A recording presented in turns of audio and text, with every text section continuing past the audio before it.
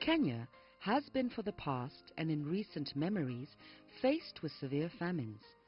Sadly, this miserable situation is not expected to end until permanent solutions are put in place. Near the Great Rift Valley and on the slopes of Ngong Hills, Kenya. This is no ordinary home, however, but a home to over 100 children, all with their incredible stories of hardship and courage. Children whose future once looked bleak have now found a place to call home. It is for this reason that she decided to spend the day with the founder of Huruma Children's Home, which is 40 kilometers away from the city center of Nairobi. My name is Zipporah Kamau. Although many people know me by Mama Zipporah, I am 51 years old. On April, it will be my 30 years since I was married. And God has blessed our marriage with 2 daughters and 1 boy. And I thank God because I wanted 6. But for every one of the 6 I wanted, God came with 50. And now it's a home of more than 150 kids. The home offers the only real hope for some of Kenya's most desperate children. This unique residence provides the children with a warm, homely, and acceptable environment and education to help the children come into terms with their experience. With the nature of her work, how does she start her day? My day is hectic because here I am dealing with more than 100 children. So you have to have a program. But the program has come as we have developed trying this and this. And now our program starts at 5:20 in the morning. That is when we wake up and the children do their beds. They clean their dormitories. And at 6, we go for prayers because our foundation is God. And from 6:30, they take their breakfast. At 7, they go to school. And I'm telling you that we don't have anybody or any other staff who sleeps here with the children. I am a mom because I want the children to understand that I ask God to give me the children. And I want them to learn that I love them. I want them to do to them all a mother can do. And my children help me, especially in helping the young ones to prepare them. This is a home where everyone is a part and has got a role to play. Over the years, the number of children being accommodated by the home has increased. We call her Bahati, meaning lucky, because a mother found her, not dogs. Otherwise, she could not be alive. She came on January last year. She is called Jane. She was picked on a side road in Madare Gong. In Gong also we have a slum called Madare, but it is not big as Nairobi. And we named her Jane after the woman who gave us land. She was childless and she has died, and she said she would like whatever she had in this world to be inherited by Huruma Children's Home. We've got no intention of giving her out.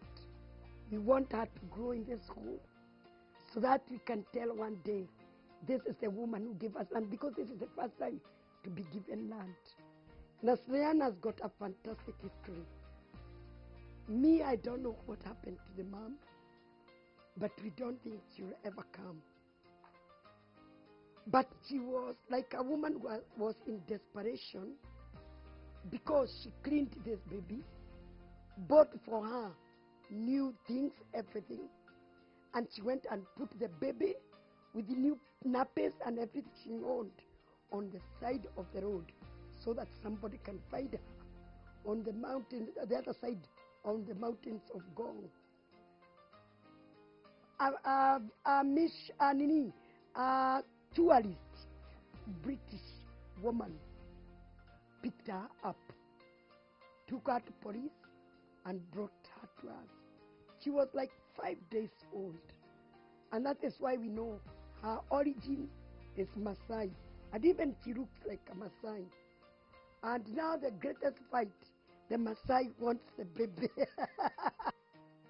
Her dedication to over 150 children who are either orphaned, abandoned or abused, and her outstanding achievements as a woman is obvious. But what really inspired Mama Zipporah to do what she does? Kuruma is something which started as a Thanksgiving, because nobody would like to bring other children in your home. But one day, when I was only 27 years old, the doctors found that I am very sick.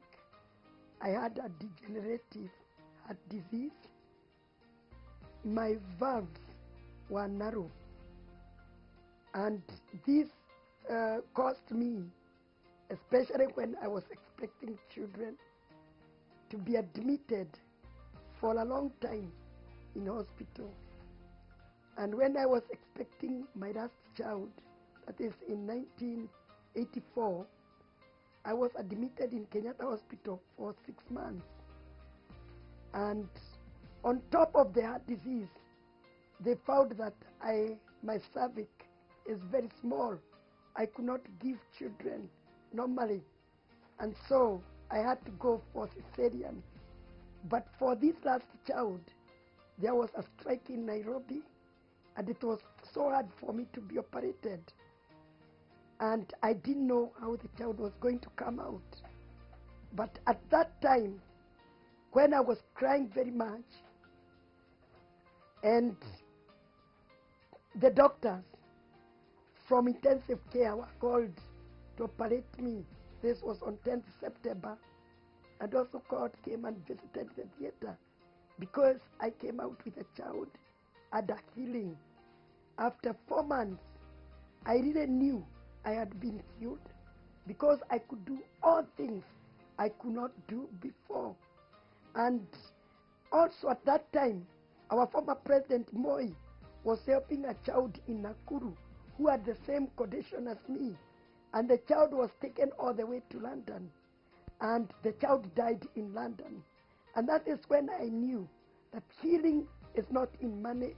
Because if it was money, Mercy, the child, was the one who could have been killed.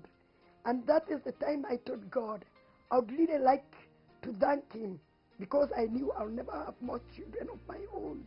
And I wanted a child. But the mistake I did, I never said how many. And now this is the birth of Kuruma Children's Home. So this is thank you, and there is no end for thank you. You remember Jesus, when he healed the 10 lepers, he had only one who went to say thank you. And he asked, where are the others? Many times when people have got healings or anything or miracles, they don't go back to say thank you. Before we hear more from Mama Zipporah, let's take a look on how to make chicken mango salad. Stay tuned. She will be right back.